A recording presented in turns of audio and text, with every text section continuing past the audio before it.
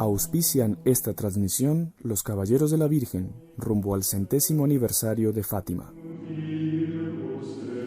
Auspician esta transmisión Lumen Veritatis y Guiding Light Academy. En pleno corazón de Toronto, Canadá, una nueva opción en educación católica privada de Kinder a grado 8. Las inscripciones ya están abiertas. Aceptamos estudiantes internacionales. Visite lumenveritatis.ca o llámenos al 905-813-9215.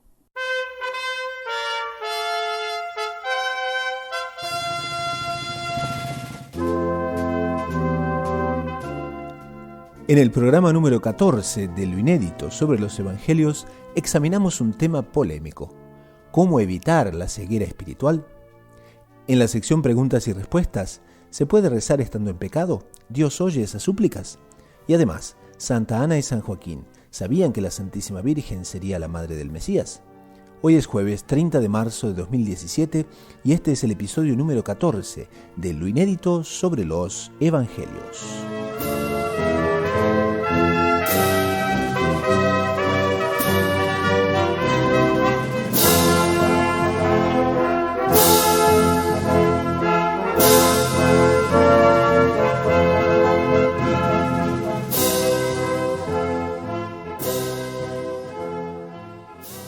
Bienvenidos a un programa más de Lo Inédito sobre los Evangelios. Como ustedes saben, este espacio está reservado a la obra de Monseñor John Clarías, que es fundador de los Heraldos del Evangelio y que justamente se llama Lo Inédito sobre los Evangelios. Son 7 volúmenes en el cual Monseñor cubre todo el ciclo litúrgico y son realmente comentarios fabulosos que son tesoros para nuestra vida espiritual y sobre todo para el progreso de todos los oyentes y aquellos que se interesan por la vida espiritual, también por los evangelios. Y en el día de hoy tenemos un privilegio, que está el padre Víctor Jiménez Navarro, de los Heraldos del Evangelio, directos desde San José de Costa Rica. Salve María, padre Víctor. Salve María, don Gustavo. Muchísimas gracias por invitarme. Es todo un honor pues ayudarles en esta tarea de propagar tan importante obra de Monseñor Juan sobre los evangelios, conocer un poco más, profundizar un poco más, todos nos enriquecemos. Bueno, buenísimo. Y como digo, está directamente desde San José de Costa Rica, así que se nos une al panel el día de hoy. Y el padre Víctor es misionero en Costa Rica. Y también tenemos hoy al hermano Francisco Tobón, que es también misionero de los Heraldos del Evangelio en Colombia. Salve María, hermano Francisco. Salve María, un gusto estar de nuevo aquí en Lo Inédito de los Evangelios. Bueno, fenomenal. Y les queríamos comentar que el Evangelio de hoy procura sobre todo resaltar la maravilla de la visión sobrenatural. Y como nos estamos preparando ya en el medio de la Cuaresma, ya para la Semana Santa, podemos ver muy bien que el enfrentamiento entre nuestro Señor y los fariseos se está tornando cada vez más reñido. Y entonces, para situarnos, leemos el Evangelio, que es un poco largo, pero que es realmente lleno de detalles. En aquel tiempo, al pasar, vio Jesús a un hombre ciego de nacimiento, y sus discípulos le preguntaron: Maestro, ¿quién pecó, este o sus padres, para que naciera ciego? Jesús contestó: Ni este pecó ni sus padres, sino para que se manifiesten en él las obras de Dios. Mientras es de día, tengo que hacer las obras del que me ha enviado. Viene la noche y nadie podrá hacerlas. Mientras estoy en el mundo, soy la luz del mundo. Dicho esto, escupió en la tierra, hizo barro con la saliva, se lo untó en los ojos al ciego y le dijo: Ve a lavarte a la piscina de Siloé, que significa enviado. Él fue, se lavó y volvió con vista. Y los vecinos y los que antes solían verlo pedir limosna preguntaban: ¿No es este el que se sentaba a pedir? Unos decían: el mismo. Otros decían: no es él, pero se le parece. Él respondía: soy yo. Y le preguntaban: ¿y cómo se te han abierto los ojos? Él contestó: ese hombre que se llama Jesús hizo barro, me lo untó en los ojos y me dijo que fuese a Siloé y que me lavase. Entonces fui, me lavé y empecé a ver. Le preguntaron: ¿dónde está él? Contestó: no lo sé. Llevaron ante los fariseos al que había sido ciego. Era sábado el día que Jesús hizo barro y le abrió los ojos. También los fariseos le preguntaban cómo había adquirido la vista. Él les contestó: me puso barro en los ojos, me lavé y veo. Algunos de los fariseos comentaban: este hombre no viene de Dios, porque no guarda el sábado. Otros replicaban: ¿Cómo puede un pecador hacer semejantes signos? Y estaban divididos. Y volvieron a preguntarle al ciego, ¿y tú qué dices del que te ha abierto los ojos? Él contestó que es un profeta. Pero los judíos no se creyeron que aquél había sido ciego y que había comenzado a ver, hasta que llamaron a sus padres y les preguntaron, ¿es este vuestro hijo de quien decís vosotros que nació ciego? ¿Cómo es que ahora ve? Sus padres contestaron, sabemos que este es nuestro hijo y que nació ciego, pero cómo ve ahora no lo sabemos, y quién le ha abierto los ojos nosotros tampoco lo sabemos. Preguntádselo a él, que es mayor y puede explicarse. Sus padres respondieron así porque tenían miedo a los judíos, porque los judíos ya habían acordado excluir de la sinagoga a quien reconociera a Jesús por Mesías. Por eso sus padres dijeron, ya es mayor, preguntádselo a él. Llamaron por segunda vez al hombre que había sido ciego y le dijeron, da gloria a Dios, nosotros sabemos que ese hombre es un pecador. Contestó él, si es un pecador no lo sé, solo sé que yo era ciego y ahora veo. Le preguntan de nuevo, ¿qué te hizo? ¿Cómo te abrió los ojos? Les contestó, os lo he dicho ya, y no me habéis hecho caso. ¿Para qué queréis oírlo otra vez? ¿También vosotros queréis haceros discípulos suyos? Ellos lo llenaron de improperios y le dijeron, discípulos de ese lo serás tú, nosotros somos discípulos de Moisés. Nosotros sabemos que a Moisés le habló Dios, pero ese no sabemos de dónde viene. Replicó él, pues eso es lo raro, que vosotros no sabéis de dónde viene y sin embargo me ha abierto los ojos. Sabemos que Dios no escucha a los pecadores, sino al que es piadoso y hace su voluntad. Jamás oyó decir que nadie le abriera los ojos a un ciego de nacimiento. Si éste no viniera de Dios, no tendría ningún poder.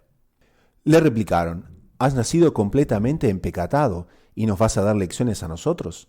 Y lo expulsaron. Oyó Jesús que lo habían expulsado, lo encontró y le dijo, ¿crees tú en el Hijo del Hombre? Él contestó, ¿y quién es, Señor, para que crea en él? Jesús le dijo, lo estás viendo, el que te está hablando, ese es. Él dijo, creo, Señor, y se postró ante Jesús. Dijo Jesús, para un juicio he venido yo a este mundo, para que los que no ven, vean, y los que ven, se queden ciegos.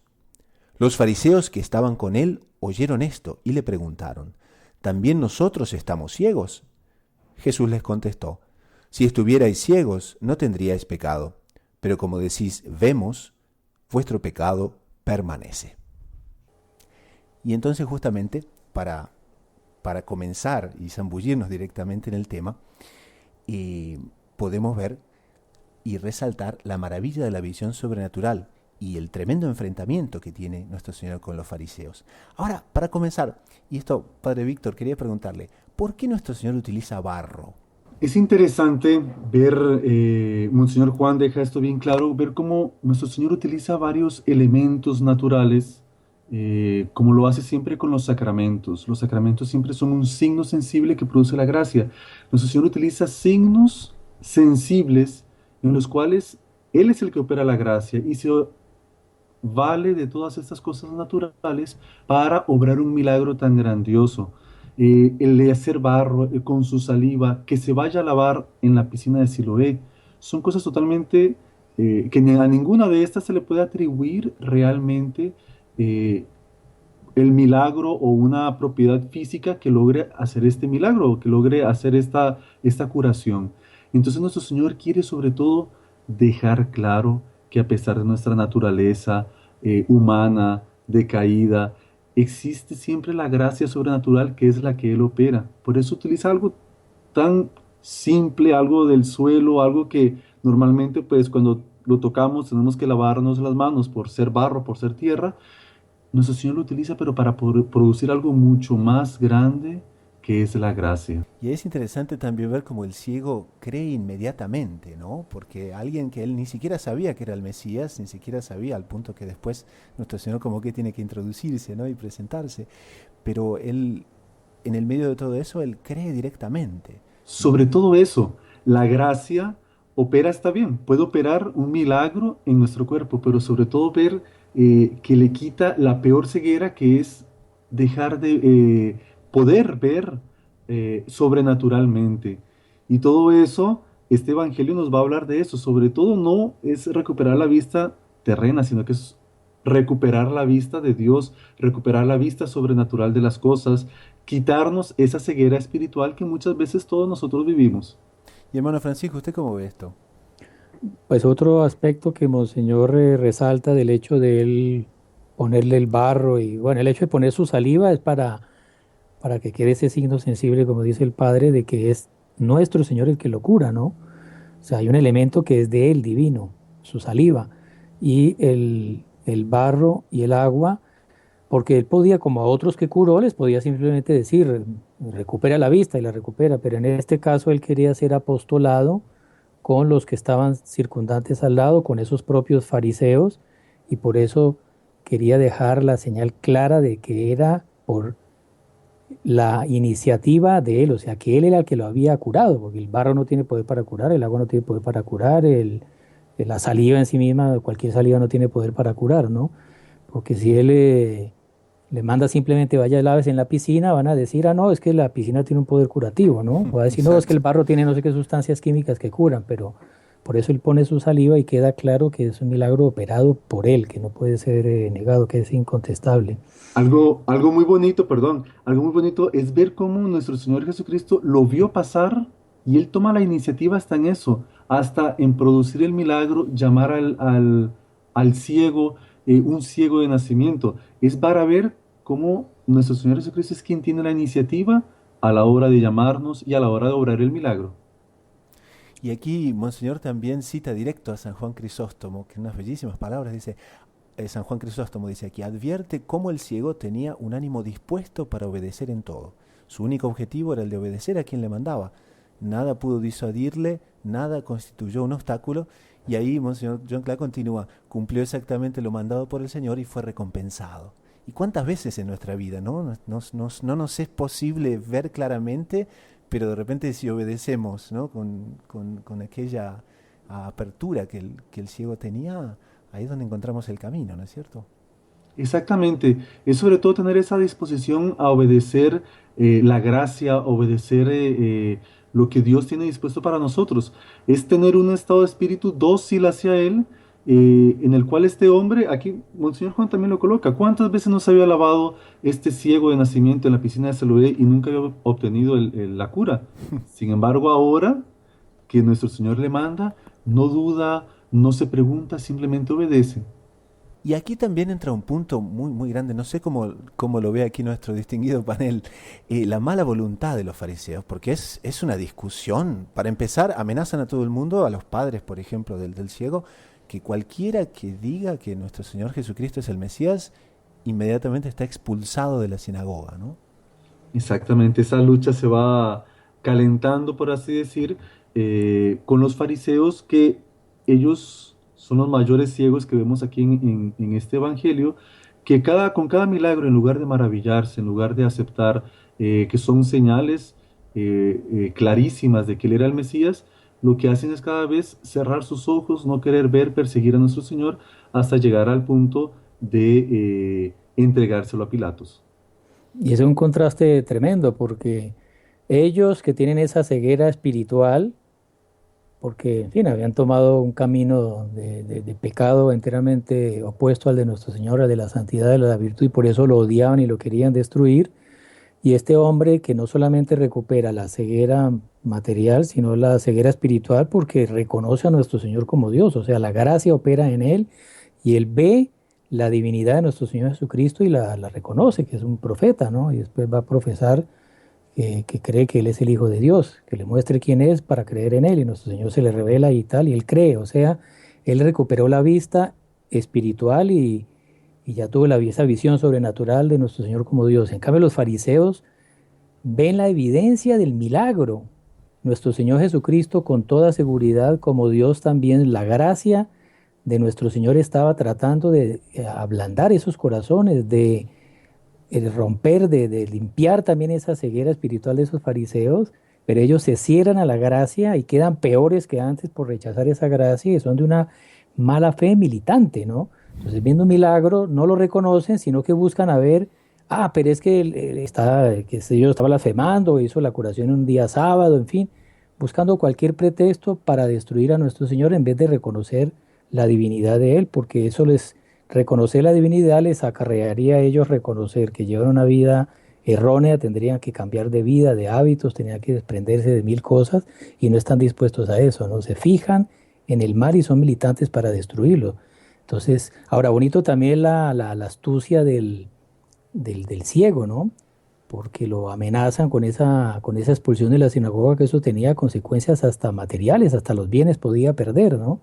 Y ellos, Destierro, bienes, todo eso. no, y es una valentía increíble, porque los fariseos eran autoridad pues, religiosa y también tenían cierto poder Civil. político, civil sobre el pueblo. Y por eso nadie, todo el mundo tenía pánico de enfrentarlos. Nunca consta en el Evangelio que los apóstoles hayan enfrentado a los fariseos. Nuestro Señor los enfrentaba y los apóstoles asistían. Y cuando llegó la hora en que los fariseos traman la prisión de nuestro Señor y todos los apóstoles salen corriendo. En cambio, este hombre que acaba de recibir una gracia de conversión, acaba de ver la divinidad de nuestro Señor, ya es un héroe porque los enfrenta a los hombres, ¿no? Pero con mucha astucia, porque dice, ¿quién es? Es un profeta. Entonces, que te Es, vamos a expulsar y tal. Luego trae la familia para certificar si realmente él era ciego de nacimiento o no, y la familia también con miedo de los fariseos de que fueran excomulgados, si reconocían a nuestro Señor como Mesías, y dicen, no, bueno, él es mayor de edad, pregúntenle a él, o sea, le tira la papa caliente a él. Pero el hombre este enfrenta con valentía a los fariseos. en el Y Evangelio dice que los fariseos dicen, pero ese no sabemos de dónde viene. Y es bonito ver cómo el ciego responde con mucha sabiduría. Se ve como Dios, sobre todo al actuar en su cuerpo, actúa en su alma, porque le dice el ciego, eso es lo raro, que vosotros no sabéis de dónde viene, y sin embargo me ha abierto los ojos. Sabemos que Dios no escucha a los pecadores, sino al que es piadoso y hace su voluntad. Jamás se oyó decir que nadie le abriera los ojos a un ciego de nacimiento. Y esto es propiamente una profecía que de alguna forma le está recordando este hombre a los fariseos del profeta Isaías, que decía, cuando los ciegos vean, cuando los cojos anden, cuando los sordos oigan, y realmente curar a alguien ciego de nacimiento nunca se había visto. Él reconoce en esto al Mesías y reafirma ante los fariseos, le intenta de alguna forma hacer ver, pero ellos no quieren hacerlo. Ellos se enojan, ellos le dicen, lo llenan de insultos, has nacido completamente empecatado y no vas a dar y nos vas a dar lecciones a nosotros. Y lo expulsan.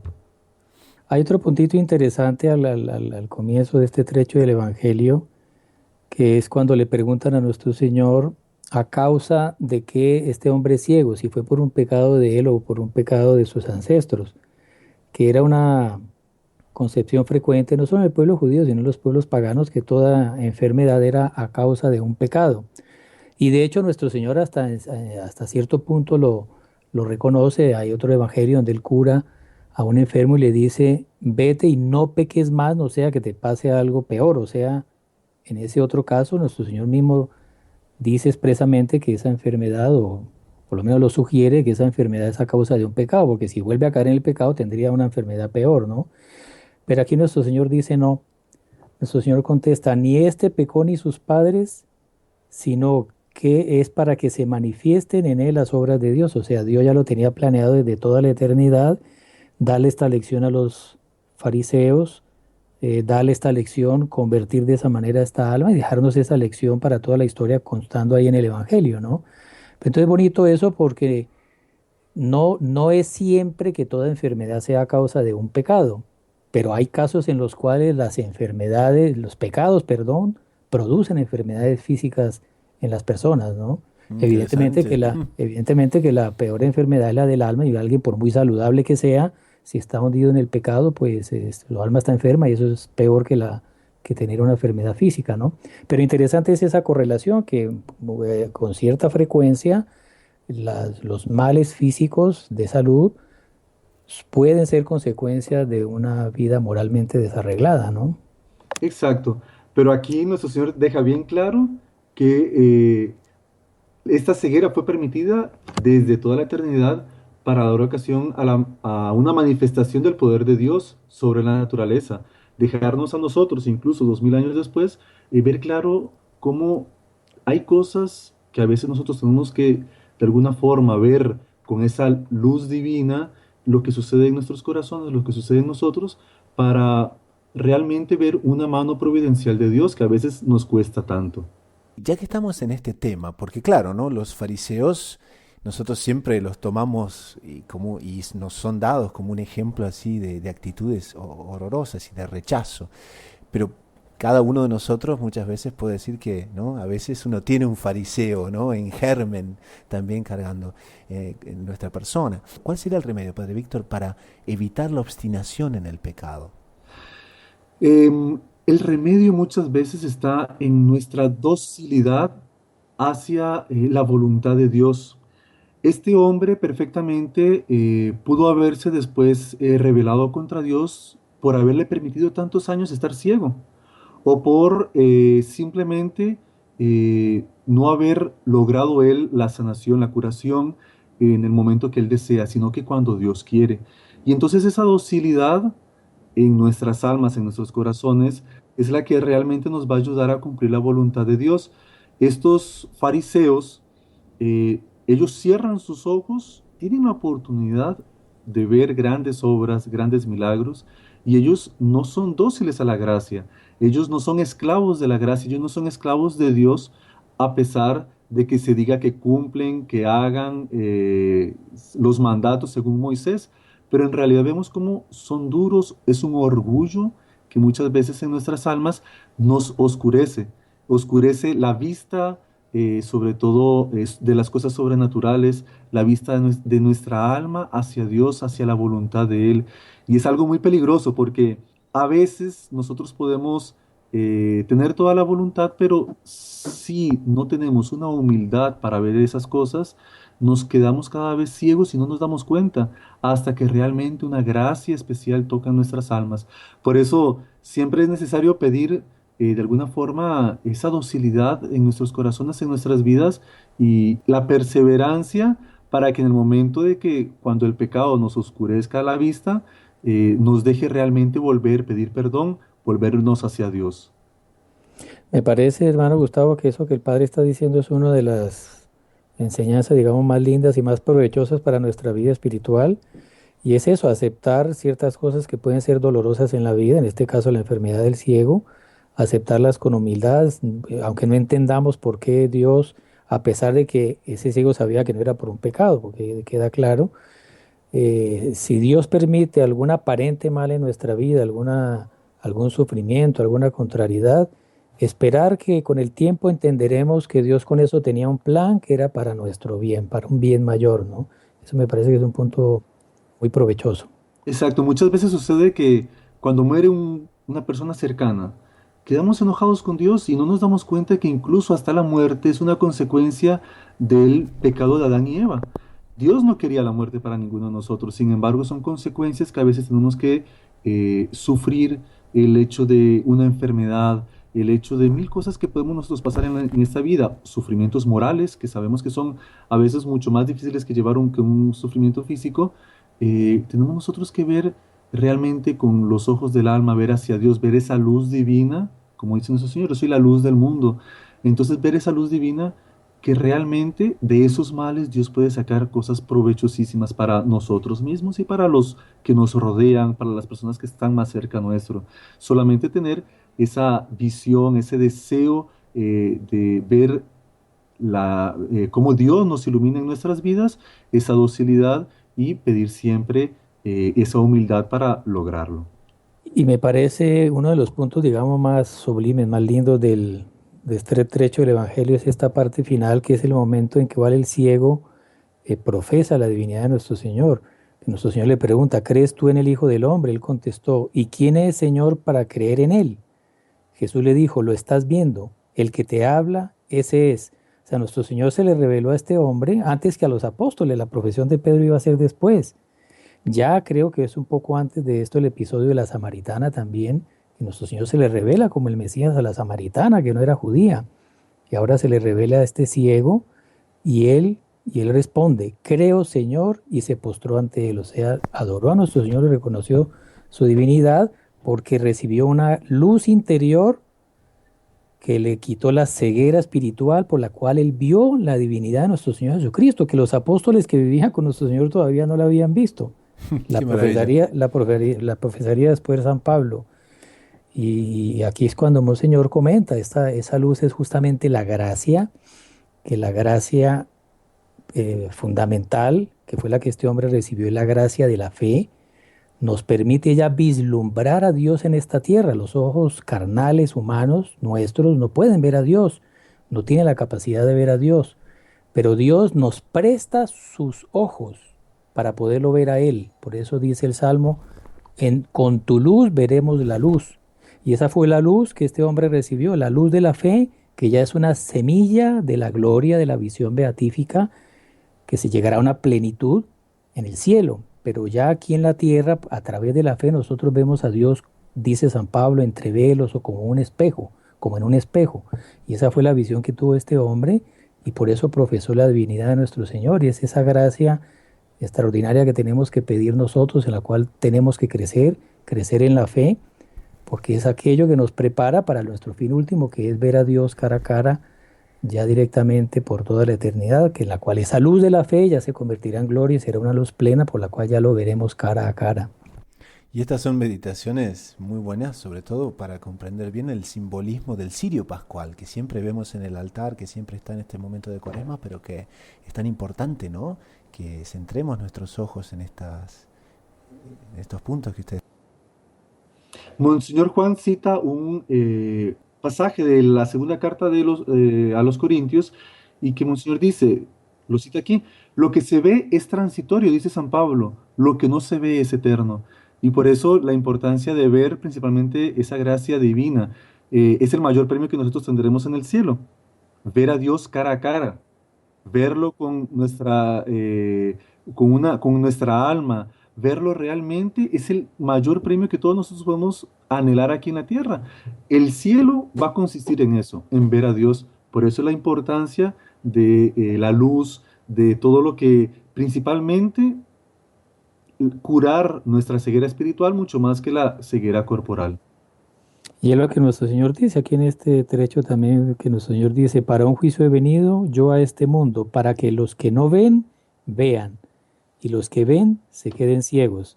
O sea, nuestro Señor vino a darle la vista de la fe a los que no la tienen, pero a los presuntuosos que se creen que ven todo con toda claridad y que le enseñan a todo mundo, como los fariseos, se queden ciegos. O sea, ellos no reciben esa gracia por su orgullo y por su odio a la santidad y virtud que nuestro Señor encarnaba, ¿no? Exactamente. Entonces, si les parece, podemos ir cerrando este primer segmento del programa, y no me parece cosa mejor que cerrar con las propias palabras que Monseñor escribe en lo inédito sobre los evangelios para terminar este capítulo, y dice: con este magnífico evangelio sobre la luz del cuarto domingo de Cuaresma, la Iglesia nos proporciona un particular aliento para avanzar con ánimo decidido en la vida espiritual.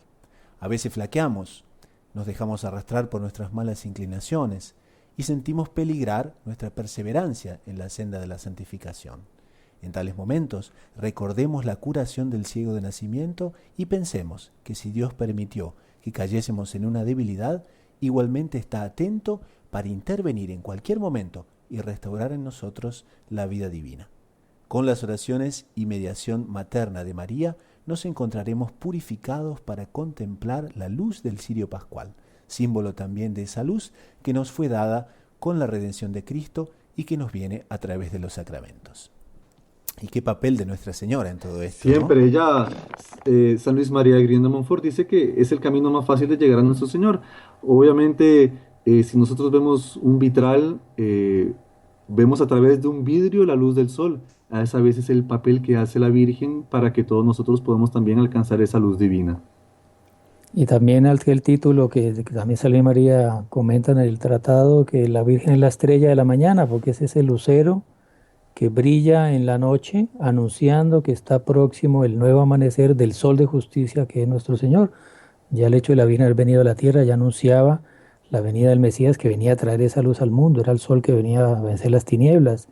La Virgen en Fátima también aparece con una estrellita en su manto, porque ella vino a anunciar en las tinieblas de este mundo contemporáneo que vendrá el triunfo de su Inmaculado Corazón, que será un nuevo día en el cual la luz de Jesucristo va a iluminar la tierra entera. Muy bien, entonces pasamos a un espacio dedicado a nuestros auspiciantes y enseguida retornamos con las preguntas y respuestas del público y prepárense porque hay preguntas muy interesantes aquí. Cuando estamos en pecado, ¿Dios nos escucha?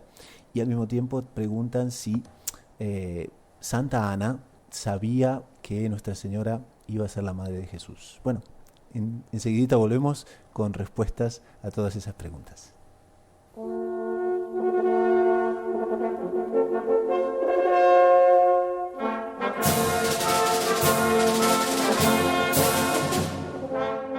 Este programa de Lo Inédito en los Evangelios es una producción de loinéditomultimedia.com, el sitio internet que ofrece en forma exclusiva las obras de Monseñor João Sconamiglio Cladías, fundador de los Heraldos del Evangelio en formato ebook y de download directo, además de libros y música en formato digital. Todo al alcance de un clic. Los ebooks también se encuentran disponibles directamente en las tiendas de Google Play, iTunes y Amazon Kindle. Enriquezca su lectura y meditación de las Sagradas Escrituras en cualquier momento, lugar o circunstancia, ya sea en su tablet o teléfono móvil. Visite www.loineditomultimedia.com. Loineditomultimedia.com, evangelizando un mundo móvil.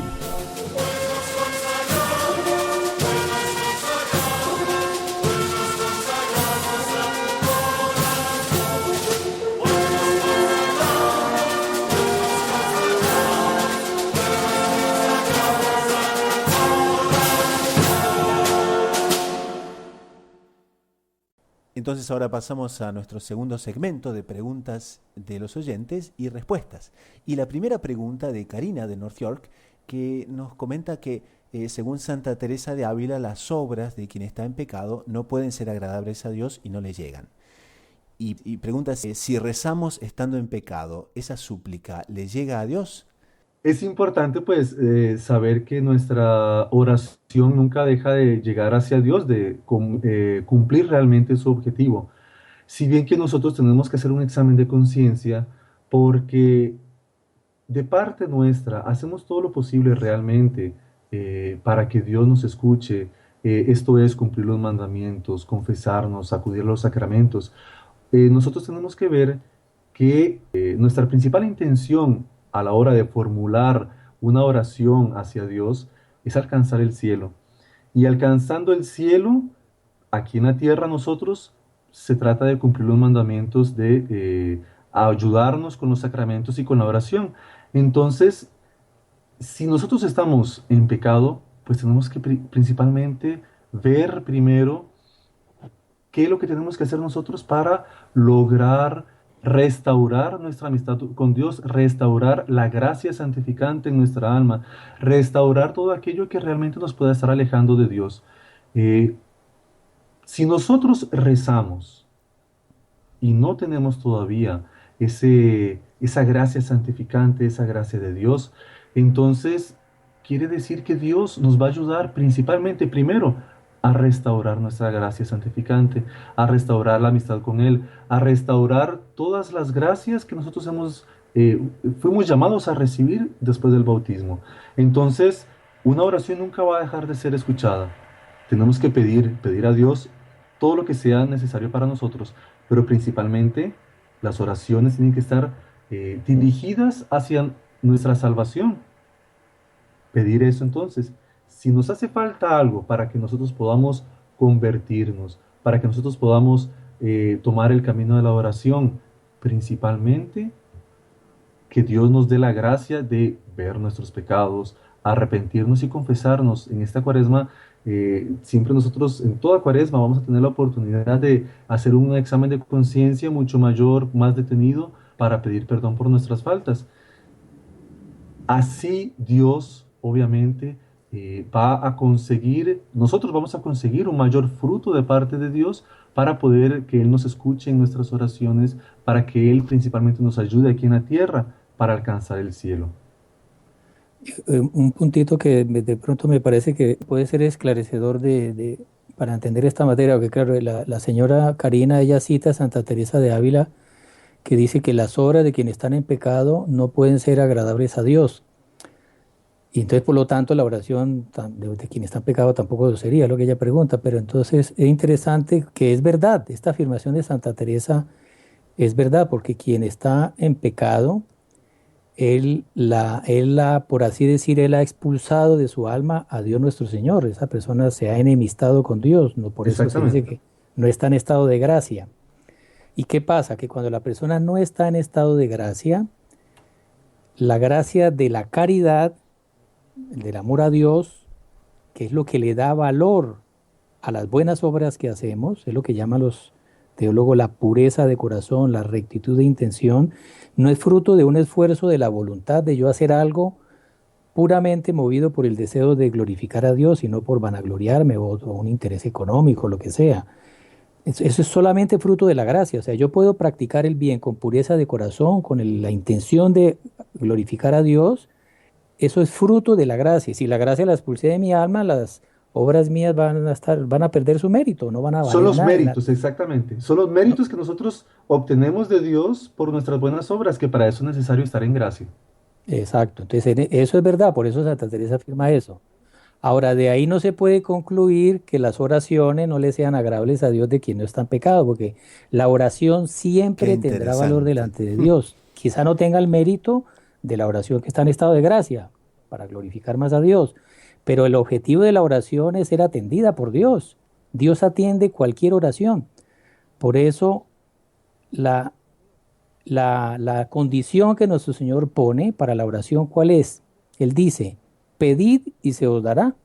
Él no dijo, sed santos y pedid, entonces os daré. No, él no puso la condición. Estad en estado de gracia y pedid y os atenderé. No, él dijo simplemente, pedid y se os dará.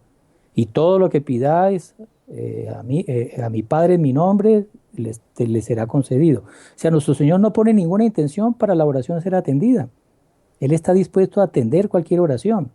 Y en cierto sentido está más proclive a atender la oración del que está en pecado, porque nuestro Señor quiere salvar a ese que está en pecado, Él quiere restituirle la vida de la gracia, Él quiere volver a habitar en esa alma, porque Él quiere llevarla al cielo. Y está más preocupado con la oveja descarriada, que se va a buscarla, y deja las 99 que no están en pecado, que están en gracia, las deja en el corral y se va a buscar esa perdida. O sea, en cierto sentido, nuestro Señor como que atiende más la oración del pecador. Se podría afirmar en cierto sentido. Entonces hay que entender ese matiz. Dios atiende cualquier oración. No pone ninguna condición para la oración ser atendida. No obsta que la oración del que está en estado de gracia, por estar en estado de gracia, va a tener rectitud de corazón, pureza de intención y podrá glorificar más a Dios. Entonces, ya es una cuestión, es el grado de gloria que le dé a Dios una oración o un acto de que está. Pero hermano Francisco, ahí ya nos lanzamos para un otro programa, ¿eh? Yo creo Eso que ya se valdría podría mucho la hablar. pena agarrar este tema, ¿eh?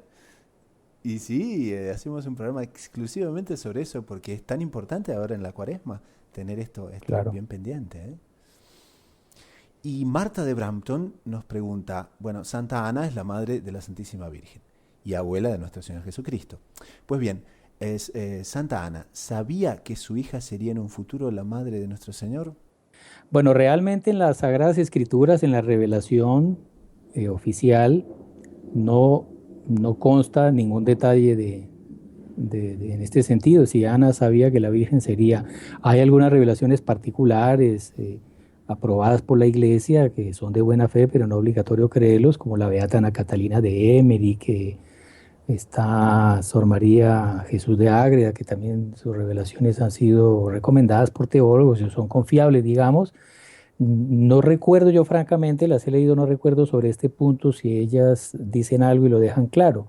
Lo que sí es seguro es que Nuestra Señora no sabía, la Santísima Virgen no sabía, más por el contrario, la Santísima Virgen tenía la certeza de que ella no sería, porque ella había hecho voto de virginidad y no pensaba tener hijos. Por eso cuando el arcángel San Gabriel le anuncia la encarnación, la Virgen le pone esa objeción, ¿cómo será si no conozco varón? O sea, ella nunca se le había pasado por la cabeza esa posibilidad, de ahí se puede deducir que lo más probable es que Santa Ana tampoco lo supiera. Lo que sí recuerdo que narra la beata Ana Catalina es que ellos sí vieron cómo esa niña era, si no sería la madre de Dios, sería una santa fuera de lo común, porque veían en ella la grandeza de sus virtudes, no solamente de su belleza moral, sino incluso su belleza física, y veían que estaba llamada a una grandísima vocación. San Luis María en el Tratado de la Verdadera Devoción dice que los ángeles también veían a la Virgen y veían tanta santidad, veían tanta gracia en ella, tanta virtud, tanta perfección, que se preguntaban y se levantaban hipótesis entre ellos cuál sería la vocación de esa mujer, y se preguntaban el uno, a los otros, ¿quién es esta? ¿Quién es esta? Pero ellos mismos tampoco lo tenían claro, ¿no? Así de que pareciera que por eso también Santa Ana no lo tenía tan claro. Pero sin embargo, Dios siempre prepara los grandes acontecimientos con mucha antelación y con muchas personas providenciales. Ellos, es posible, si Nuestra Señora no sabía, pues lo de Santa Ana, su padre San Joaquín tampoco, pero como dice el hermano Francisco, veían algo providencial, algo que de alguna forma en la Santísima Virgen era diferente en los demás, que principalmente, como sabemos, la Virgen era siempre llena de gracia, como el ángel le dice, y ella fue llena de gracia desde el momento de su concepción, por su inmaculada concepción. Entonces, de alguna forma, ellos pudieron tal vez agradecer a Dios por ver que algo se podría obrar sin llegar a tal vez a tan grandes formas, a tan gran acontecimiento que iba a llegar. Tal vez ellos no lo pudieron ver, pero sí de alguna forma pudieron ver la gracia actuando en Dios, actuando en la Santísima Virgen. Presentían algo muy grandioso con ella, ¿no? Exactamente, porque pues una criatura, la más grande, eh, que era la hija de ellos podían verlo realmente Dios actuando en eso. Idealmente Dios, que siempre tiene sus designios bien claros, ellos como buenos judíos practicantes que eran, podían ver que de alguna forma Dios iba a también tener un plano grande para esa niña que desde pequeña fue tan virtuosa, tan sobresaliente en dones no solo naturales, sino que también sobrenaturales. Muy bien, y con esto entonces pasamos al último segmento del programa, que sería la sugerencia de la semana, donde sugerimos una website, un libro o un podcast de doctrina católica que nos haya gustado para bien espiritual de las personas, de nuestros oyentes. Padre Víctor, ¿qué nos recomienda? Muy bien, aquí en Costa Rica, pues y en todo el mundo nos estamos preparando para la celebración del centenario de Nuestra Señora de Fátima, el 13 de mayo. Y no hay nada como entregarse a ella con la consagración a la Virgen. Nosotros los heraldos, pues siempre vamos a promover este libro de el Tratado de la Verdadera Devoción de la Virgen de San Luis María Griñón de Montfort. Y nos va a dar las pautas realmente para nosotros entregarnos a Dios por medio de la Virgen en ese momento tan importante de la historia que es ahora al celebrar el centenario. Entonces, yo les invito a todos que realmente busquen lo más cercano que les quede de sus casas este libro, que es un libro muy conocido, un libro muy difundido, un libro que nos puede ayudar muchísimo en nuestra vida espiritual. Es el Tratado de la Verdadera Devoción de la Virgen de San Luis María Griñón de Montfort. Y realmente consagrarse a la Virgen como él mismo propone. Muy bien, entonces ponemos en la nota del programa dónde encontrar el libro, que de hecho también lo pueden encontrar en el Inédito Multimedia. Y hermano Francisco, ¿qué nos recomienda para esta semana? Bueno, yo les voy a recomendar que visiten no solamente esta semana, sino con frecuencia la página web de los Caballeros de la Virgen aquí en Colombia, que todos los días publicamos algún artículo muy provechoso para la vida espiritual, noticias de la iglesia, vidas de santos, historias para niños, en fin, es una web que está diseñada para la formación espiritual y la evangelización de los católicos en el mundo moderno. ¿Cuántas entradas tiene ya las redes sociales en Colombia, hermano Francisco? Bueno, en la que tenemos más seguidores, que es el Facebook, tenemos ya 1.220.000 seguidores. Oh, fabuloso, qué lindo, muy bien, fenomenal, ¿eh? Una manera de evangelizar realmente súper eficaz, ¿no? Muy buena. Y en fin, quien les habla les recomendaría una cosa que es un poquito diferente, pero que es un site sobre arqueología bíblica. porque si ustedes ven, por ejemplo, en esta semana hablamos de las piscinas de Bethesda, hablamos de la piscina de Siloé, y este es un site que se llama Biblical Archaeology, que les va a gustar porque hace estudios muy profundos, en concreto, sobre todos los restos, y se ven muchas fotografías y cosas de aquellos lugares que el Evangelio nos narra, y que justamente es muy pero muy interesante ver en vivo y en directo así de lo que resta hoy en día, y también cómo era, porque tienen muchas reconstrucciones de cómo se veía en la época. Entonces los recomendamos también, y les dejamos el enlace en las notas del programa. Y con esto llegamos al final de nuestro programa del día de hoy. Les agradecemos a todos por haber hecho el download del programa, y nos despedimos hasta la próxima. Padre Víctor, muchísimas gracias por estar con nosotros el día de hoy. Ha sido un placer, pues de alguna forma compartir estos evangelios que realmente pueden, si nosotros los meditamos, los interiorizamos, nos pueden ayudar realmente en nuestra vida espiritual, y pedir esa gracia siempre de perseverar. Agradezco muchísimo a ustedes por invitarme, y aquí estamos siempre para servirles. Que Dios les bendiga. Como siempre decimos, es la primera vez de una larga serie, ¿no es cierto? Muy bien, así tiene que ser. Muchísimas gracias. Bueno, mi hermano Francisco, también muchísimas gracias por venir al programa el día de hoy, por hacerse el tiempo. Soy yo el que agradezco que me hayan invitado. Antes de cerrar el programa de lo inédito sobre los evangelios, les contamos que para suscribirse gratuitamente al programa deben visitar loinéditomultimedia.com, seleccionar podcast en el menú principal y elegir cualquiera de las opciones tanto para iPhone como para Android. Les comentamos además que en el mismo site loinéditomultimedia.com pueden suscribirse gratuitamente al Evangelio Diario y recibirán el Evangelio todos los días en forma de audio directamente a su celular. No dejen de visitarnos. Por ahora, en nombre del equipo de producción y de quien les habla, el hermano Gustavo Kral de los Heraldos del Evangelio, un caluroso y cordial Salve María.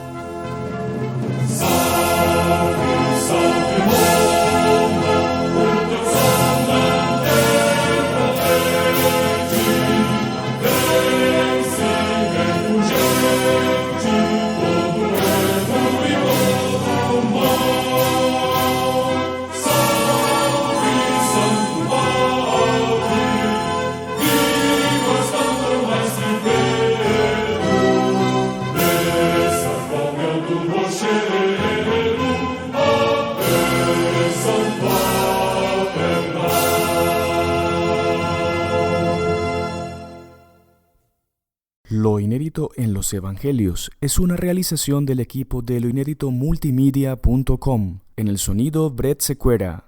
En los posts diarios, Claudia Marroquín y Fabio Rocha. En la locución, Mari Cruz. Idea y producción, Emiliano Introcaso y Gustavo Kral. Producido en los estudios de New Insights Multimedia, Toronto, Canadá.